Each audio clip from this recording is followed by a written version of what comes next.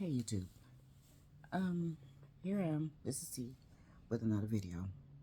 I know I'm late. Yes, I know. But I am a big procrastinator. Plus, dealing with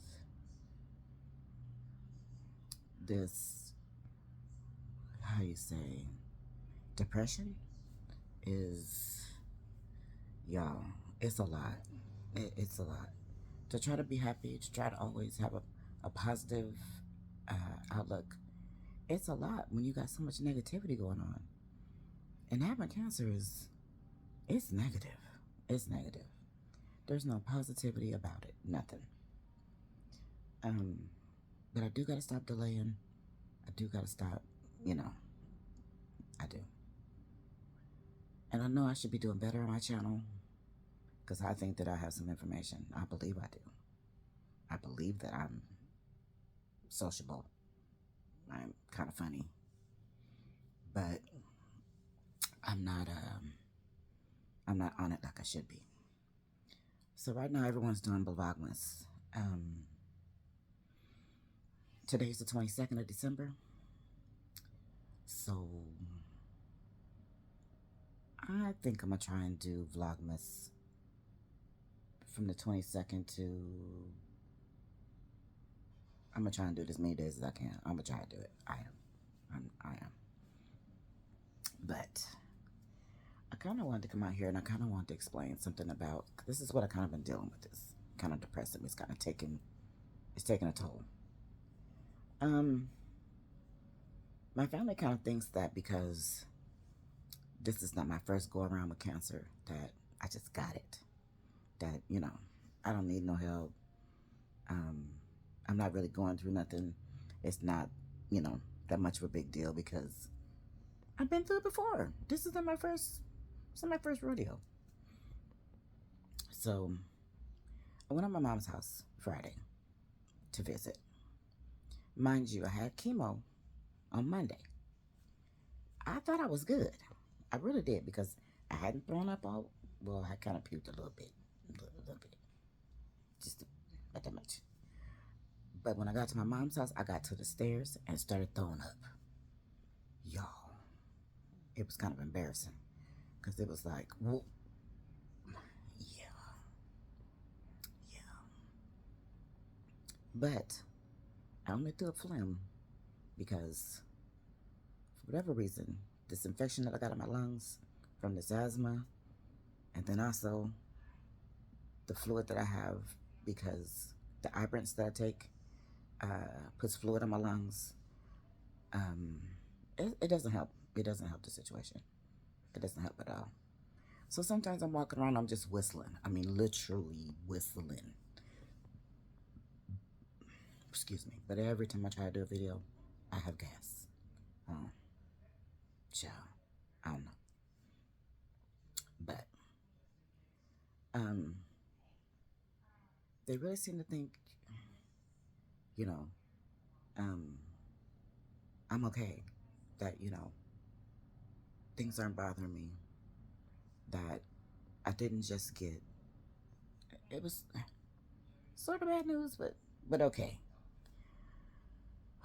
So when I had the CT scan, I want to say a couple months ago, maybe it was last month, I don't know, keep my brain, I don't know. They said, oh, well, let me backtrack a little bit. So I was throwing up blood for like a week, for like 9 days, 9, 10 days, 12 days, something like that. But they didn't understand what was going on. So I went and had a CT scan. They was going to put me in a hospital, but then they decided they was just going to put me, because I didn't have a fever and I wasn't exhibiting any, nothing that seemed like it was an emergency, which I was glad because I don't want to go in the hospital. I certainly don't want to go to the hospital. So I had the CT scan. The CT scan came back that I had lesions on my spine, my liver, my left hip, this shoulder, and somewhere up here. So at first they thought they were just blood clots. That's what they said.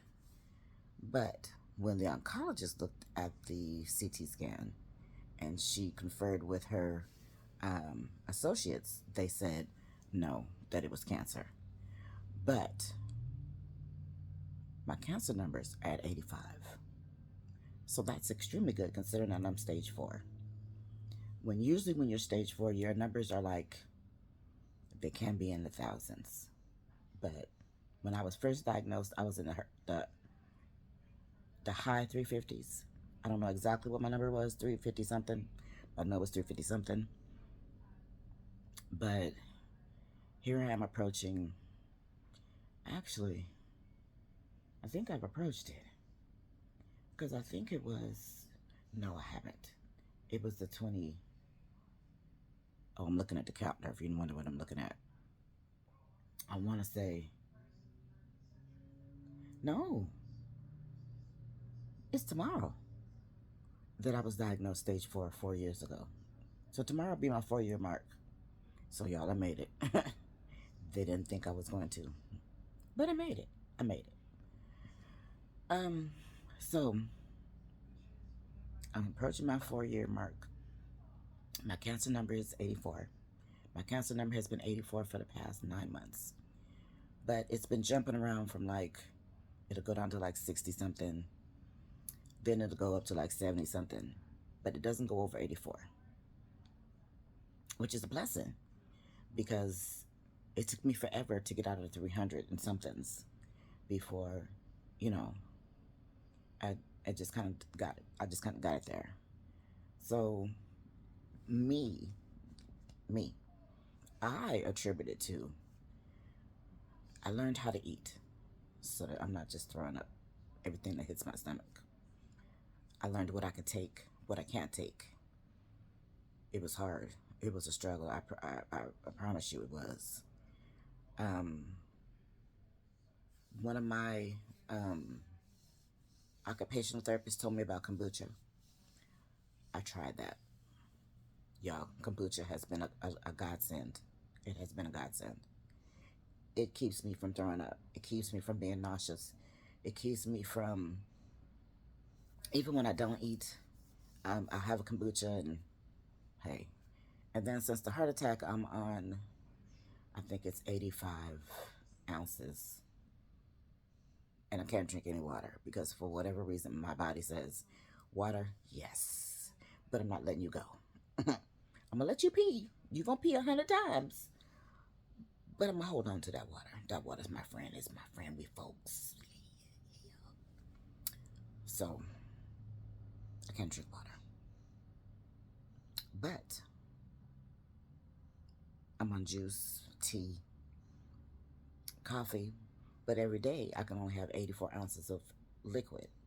So, I'm constantly dehydrated. I'm constantly, um, like this shoulder here, spasms a lot because I'm dehydrated. So the dehydration, as you, ooh, Dallas Cowboys. So the dehydration is, it's a lot. Sometimes I wake up and you know how you get that cramp, or you know when you get 30 something, those night cramps get you, you know, either your hamstring, I think that's what the back of your leg, you know, you get that one, or you get the one that's in your thigh, or the one that's in your stomach. Um, if you're 30 something, then you know. And if you don't know, you won't find out. Um, so I get those a lot because I'm always thirsty. And then some days because I don't remember how many ounces I've already had, I won't drink nothing. I'll just suffer, you know what I'm saying? Because I'll be scared that if I do drink something, I'm going to go over and I'm going to end up in the hospital. And that's one of my biggest fears, is to end up in the hospital because, you know, for me being stage 4 cancer, once you end up in the hospital, it goes downhill. It just goes downhill. Because you get in the hospital, and now with this COVID, and with this extended COVID, you can't have any visitors. Not even family. Not even your spouse or nothing like that. So you're just in the hospital by yourself. So that's hella depressing. You're just in the hospital, and you know they don't really want you on the phone because they don't want you upset. And I have high blood pressure, so when I talk to my mom, she upsets my soul because she's one of the main people that um, it's like she forgets that I'm sick. It's like she forgets that um, I'm not over here struggling. I'm not out here struggling. That you know, life is just it's doing what it's doing for me. You know, I'm just good, and I'm not. I'm over here struggling. I am. Um, right now, my mom's gonna have uh, hip replacement surgery. She goes to her doctor on Wednesday to find out when they're gonna schedule it, and the step by steps they're gonna do. If you hear that, that's my great nephew over there asleep. He over there trying to wake up, but he need to stay night night. Anyway, so she's always telling me, "Oh my God, I just want to be able to walk without any pain.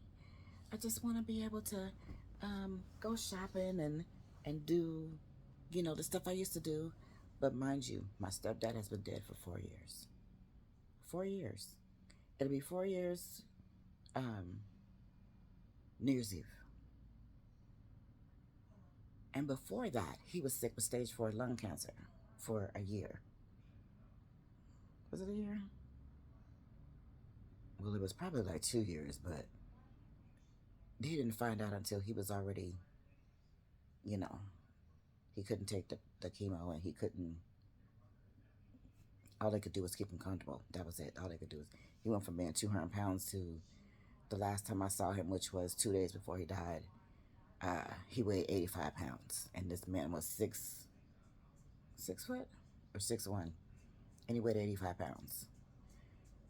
That was kind of, that was scary considering I had just been diagnosed 2 or 3 days before that with my stage 4. So I thought, because you hear stage 4. Stage 4 is horrible. Stage 4 usually means you're gonna die. But here I am, 4 years. It's 4 years later. I'm still here. For whatever reason, I'm still here. But anyway, my mom keeps talking about how she wants to do this and she can't do this anymore. She can't do this anymore. Well, considering the fact that I'm an amputee, I've been an amputee since I was 9 years old. Because when I was 9 years old, I had bone cancer and lost my leg. So nothing's ever held me back. In all honesty, nothing. I've never allowed it. I've always been, you're not gonna hold me back. Only thing gonna hold me back is me. And anytime they said I couldn't do something, I figured out how I could do it and how I could do it better than what they said I could do it. I was gonna do it. I've never had nothing specially made or specially done for me. I can drive a stick. And yes, with one foot, I can drive a stick. Yes. I've even taught my sons how to drive a stick and 2 of my sister-in-laws how to drive a stick. Yeah. Child. Grass don't grow under my feet. So when I hear people that say, "Oh, they hurt their leg and they thought they can't drive," you only drive with one foot anyway. If one foot hurt, use the other foot. Hello? You still got another foot. And people are so surprised that, oh my God, you still drive? Yes. Because I'm not letting nothing hold me back. I'm not letting nothing hold me down. No, I'm not. Now, one of the hardest things been about this cancer thing is I can't wear a prosthetic no more because my skin is sensitive. The Ibrance, it's either the Ibrance or it's a Meta or whatever the name that other stuff is I get. Um, it just makes my skin so sensitive that I get sores that are, child, they're ridiculous. They're ridiculous. So I can't wear it. Plus, with this asthma, my leg weighs 18 point something pounds, something like that. somewhere around there, 18, almost 20 pounds, something like that. So that's a lot. It's like walking around holding a toddler and with limited breathing capability. It's hard. So I just said, "Psh, now I'll go without my prosthetic. I don't care. You're already staring at me, so now I'll give you something to stare at. Keep looking." So, no, I don't care. And my mom is like, "Aren't you embarrassed? You don't care people are staring at you?" When I had my prosthetic, people were staring at me because I have a limp. They're staring at me because they want to know why you walk like that. What's wrong? What'd you do? Did you hurt your back? Did you hurt your leg? Did you hurt your knee? Is your knee hurt? Just bullshit. Just bullshit. And then girls are always asking me, um, so your leg doesn't bother dudes when you have sex? Um, are they doing it on your leg? Is your cooter on your leg? Huh? Is your cooter on your leg? Is anybody born with a cooter that's on their leg? Please make it make sense. But this is the dumb stuff women ask me.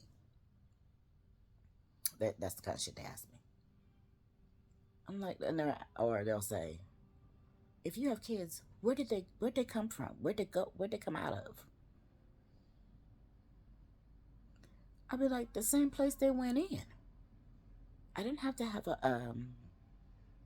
this thing that people opt for, a cesarean.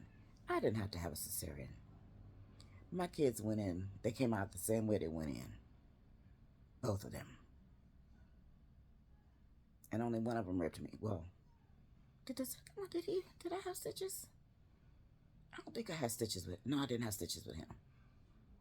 But my oldest, he got a big ass head. Child, he got a big ass head. And he a big boy. He's not exactly a little man. He's a big boy. And his head is like Charlie Brown. It's round, just like Charlie Brown's head. That's a big child. But women are always asking me inappropriate questions. You know, like, is your cooter on your leg? Or is it really between your legs? Yes, baby. My cooter is exactly where yours is. Between your legs. Between my legs. I don't know anyone who's been born where their sexual part is on their thigh, on their hip, on their stomach. It's all between your legs. Everybody's it's between the legs. Even a hermaphrodite, it's still between the legs. And if you don't know what a hermaphrodite is, they have they have a ding ding and they have a cooter. And if you don't know what a cooter is your coochie, your vagina. I just don't like to say vagina because it's not a good word. Vagina. It's not a good word. It's not a good word. But anyway, so it's just kind of upsetting me that my mom is like, I can't move around like I want to move around. I don't want to be in a wheelchair. You don't want to be in a wheelchair? You're telling someone who's the most scariest thing for them was to end up in a wheelchair, to not be able to walk, that you afraid, and you got two good legs that you ain't worried about using. Get out of there. Get out of it. Talking to the dog. Sorry. He a mess. That's a bad little boy. He like the 2-year-old little boy that be licking light sockets. He always in something. He always chewing something. He always peeing on something. He always just something. He be in the bathroom dragging the carpets out, walking them down the hall. Just ridiculous. He just ridiculous. He's not even one yet. I think he won't be. Or is he one? I think he only 10 months. 10 or 11 months, something like that. I want to say, yeah. He hasn't quite hit one yet. But anywho, So it just kind of has me depressed because I just don't understand why you would talk to someone who has a disability and you're complaining about you with your two real legs, how you are afraid to be in a wheelchair. You are afraid to be in a wheelchair without having any thought process to how that might make me feel. That you is talking about how you don't want to be in a wheelchair. Do you think that I want to be in a wheelchair? No, I want to walk just like how you walk. I want to have that normality just like you. Hello? Why wouldn't I? But anyway, so that's been kind of depressing me. So I'll be sitting here, if I'm not babysitting my great nephew, which, like I said, he's here. He's sitting right here, right now over here, trying to act up because I'm talking. But he gonna have to get over it because I'm doing this video. Anyway, so if you see me and I'm in the same clothes, I'm kind of trying to knock out some videos because I kind of want to do something while I kind of feel like it. And then maybe not. This may be the only video I'm gonna post today. And then tomorrow I'll post some other ones because I have some other ideas. Because I kind of don't want to just be so depressing because my channel is about my journey, and I do kind of want you to know about the things that happen, because if you yourself hear the word cancer, imagine how you feel. But when other people hear you have cancer, it's like now they don't know how to talk to you. Now they don't know how to be around you. Um, they can't stand to see you being sick. They can't stand just to see you looking like, you know, you may not feel good. Because if you'll notice, I haven't really lost any weight. I've gained some weight because two of the medicines that I'm on, of the 28, you heard me, 28. No, not even that. I think it might be 4 or 5 of them, um, cause you to bloat and or gain weight. But not everybody. But of course, I gotta be the one who gains weight. I'm not mad about it because I don't want to walk around here looking like I'm about to die, whether I'm about to die or not. I don't ever want to look like that. I always want to look like I'm healthy. I don't want to look like I am, I don't feel good.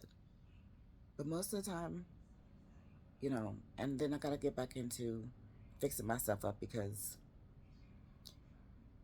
in this last year, it's just really been hard, you know, having a heart attack, having sepsis, having a stent put in my heart. All of that's just been a lot. It's been a lot. And then I don't ever want to be on my channel where um, I'm crying or I just don't want to do that. I, I don't want to let you in like that. I'll be honest, I don't. I don't want to let you in like that. And I don't want nobody to see me doing it. I don't. I always want you to see me, where I'm trying to be positive. I'm trying to have a good outlook. I'm having a good outlook because it doesn't always mean, I know having cancer is not a good thing. It's not. It's really not. And see, look at this. This is what cancer does. But see, then I have the audacity. Where is that? To have, look at this. Where's the other one? Look at, look at this. So, but look at this. And I'm so thin, you can see my mind change. Y'all. Y'all. And not only is my hair thin, my grade has changed again. Now my grade is, I don't want to say I got good hair because that sounds really uneducated to say.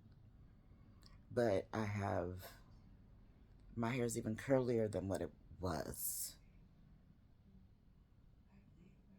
if you can understand that. So like be, before before this stage 4, my hair was 4A, 3B, and I had some 3C. Now it's all just 3C and 3A. I don't got no faux nothing.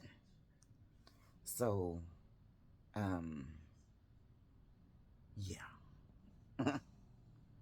yeah. So when I say my hair shrinks, y'all,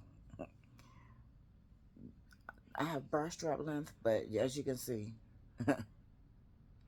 that's where it's sit right now. But now, when Isis first braids it, it's down here, down to my boobie. But as you can see, I got shrinkage. So my shrinkage says, oh wait, here we go, right there, just above my boob. That's my shrinkage. But it could be up here, but no. Yeah, and I need to cut my ends. As you can see, that shit looks ratty as hell. Ratty. Look at that. You can see through it. But yeah, and as you can see, my braid is really thin. My braid used to be as big as my finger. I mean, maybe two. No, about as big as my finger. Maybe big as my middle finger. My middle finger's a little big. But now look at it. It's thin as hell. And I was going to just cut it off. I was going to cut it off and just wear. But then I don't want to do that. I feel like that would be traumatizing because when I was a kid, I lost all of my hair. I was bald headed, as in clean as clean, that clean. And my hair has been at least 5 or 6 different hair types. My hair has been at least 4 different colors. Because right now it's like a chocolate brown. But my natural hair color is a dark brown. But right now my hair is like a chocolate brown. But I've been a redhead. I was even totally gray at one point. It was just white. I've been it's been jet black. Let's see, red, jet black, dark brown, chocolate. Oh, at one point, as a teenager, I was a redhead. It was like this deep red. Um, and I had like this size gray spot, totally white. So I dyed it purple. I want to say it was purple. No, it was that Coca-Cola red color. And I wore that color until that spot went away. So, yeah. Well, I'm going to end this because, uh, sorry, I got all these pop-ups that keep popping up to get on my nerves. Because I'm kind of getting tired of talking and I kind of want to lay down. I kind of want to maybe take a nap before this baby wake up. So I could be in a good mood. But, like, comment, subscribe. Share this with someone who may be going through what I'm going through, you know. Life is life is full of challenges. Life is never easy. And it's really not easy for someone who has been through multiple things. I don't really call myself a survivor. I call myself a warrior. Because this stage 4, I haven't survived it. I'm still fighting it. And I'm never going to be out of stage 4 until I don't wake up. So I call myself a warrior. I'm not really a survivor. I'm a warrior. I'm still fighting. So help me out. Like, comment, subscribe. Help me build my channel as me also helping build it because I need to get off my butt and just get it together. But I'm gonna try. Like I said, I'm gonna do this vlogmas, but I'm only gonna do today until maybe Sunday. Maybe. I'm gonna try and do as many days as I can. I promise. I promise. But the name of this video is procrastination. It is family drama, and there's depression. All roll into one. Talk to you soon.